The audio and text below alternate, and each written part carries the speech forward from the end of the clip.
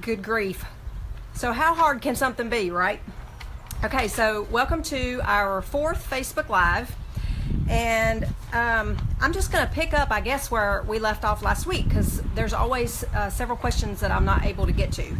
And I'm going to start with the oldest first, and then we'll talk about how some of the other things that came through. I can see actually your questions this time. Finally, I've realized after I don't even know how many tries. First of all, I cannot use my laptop or my Surface to do these. I don't know why they make this so hard.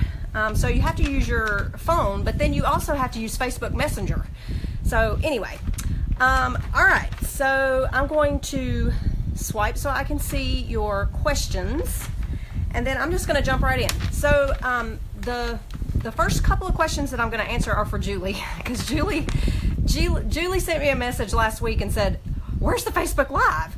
So I was sneaking. I was sneaking, trying with all the craziness that has been going on. I mean, I'm telling you, I talk about tech demons, but it has been unbelievable. And if it weren't for how I know that God is going to use this Mary Journal and also this new study that I'm working on the tabernacle. A lot of you have seen some of that or heard it anyway, the tabernacle study that I'm working on.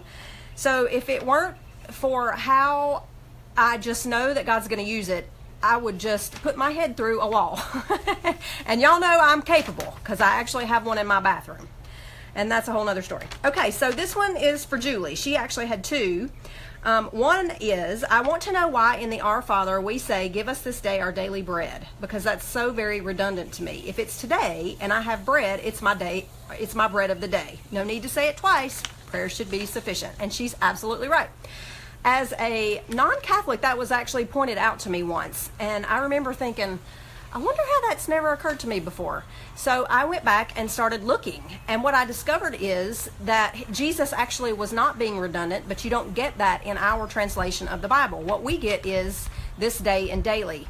But in the Greek, what you get is today, or this day, and our daily bread. That word in the Greek is epi, meaning over or super or higher than, or hyper even, and ousios, which is the essence. So super essence bread, or hyper substance bread, or miracle bread. So when he says today, he says, "Give us today our supernatural bread." That's what he's saying in the Greek, but you don't see it because it's not translated that way, except in one version, and that is in the Douay-Rheims, which is why I really love the Douay-Rheims Bible, because it actually it retains a lot of the elevated language of the King James, which can be very difficult to understand. But some say that this is just a little piece of trivia, but some say that William Shakespeare may have helped translate some of that. Isn't that very cool? So that would explain some of that elevated language. So I hope that answers that question. She actually had another one, which I don't see at the moment. So sorry, Julie, you'll have to ask me again later.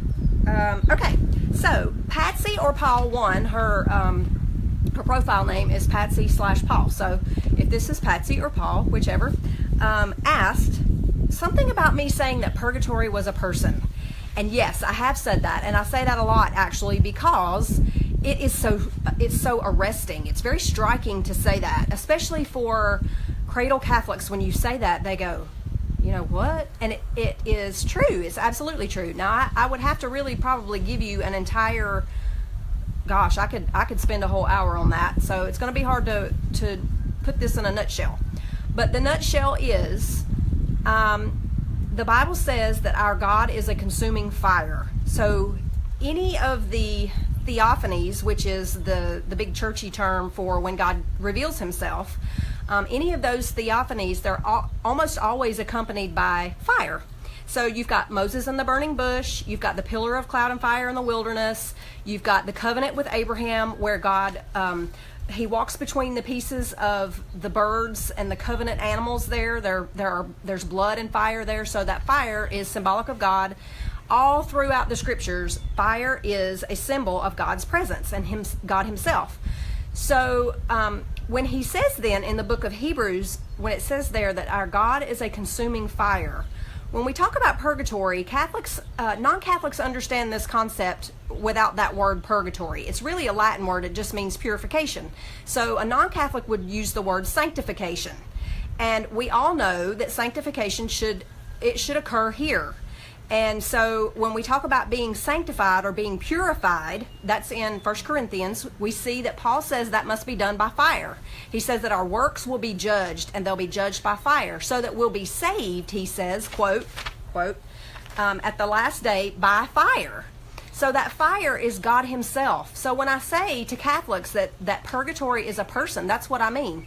God himself is that purifying presence in our life. And St. Peter actually says that the trials of our lives are purifying. They should be. Now, they're not always. A lot of times we don't suffer trial and tribulation creatively. It's just pain.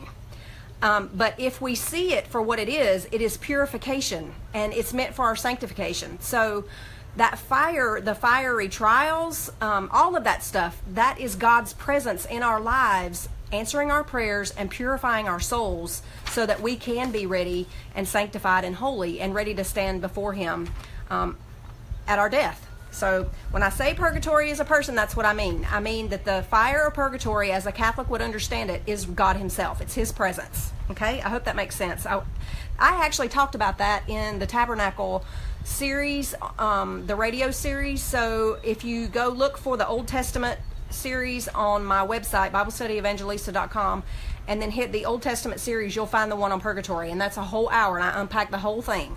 So I love that. That's actually one of my favorite concepts as a Catholic now, because I mean, we never use the word purgatory, as a non-Catholic, but we had the same idea. All right, so let's see. Chris says, how do you do it all, Sonja? Well, I don't do it all. I don't do it well. That's why I was late today, and I missed last week altogether. So I changed my little picture, my Facebook Live, to say most Wednesdays. But I am in need of some help. So I am actively looking for volunteers who can help me do a few things. I think I have a social media helper. I was just offered today by Christy of somebody. She does transcription.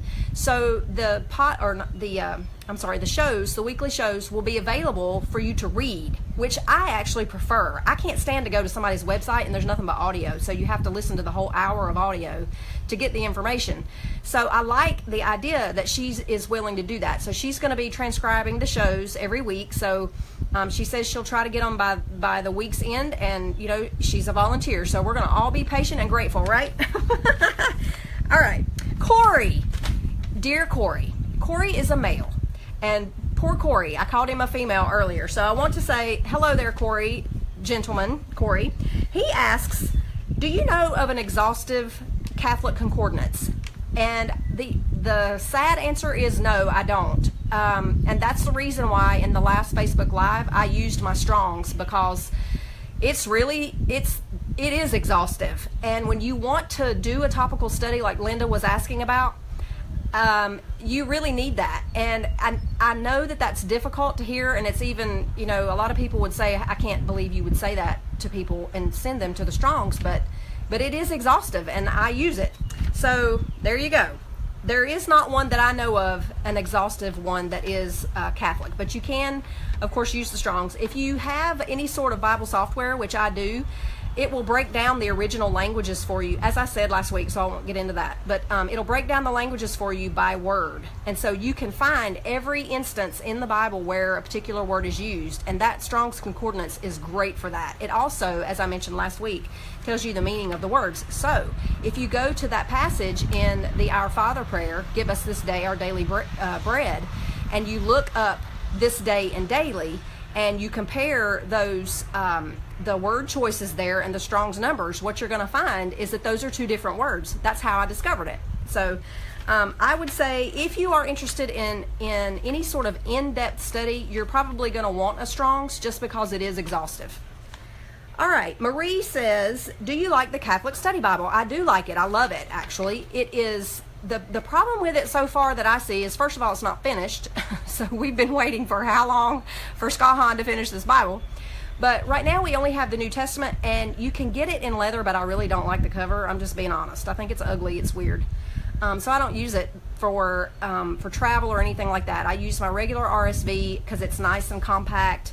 But I do use that Ignatius Catholic Study Bible to study in, and I use it, as I mentioned last week, as well as probably, I think, 6 or 8 other translations just to compare words. That's how you learn really what the author meant to say when he chose a particular word. When you get different translations and they use different words, you can sort of compare, and it gives you a better idea of what it means.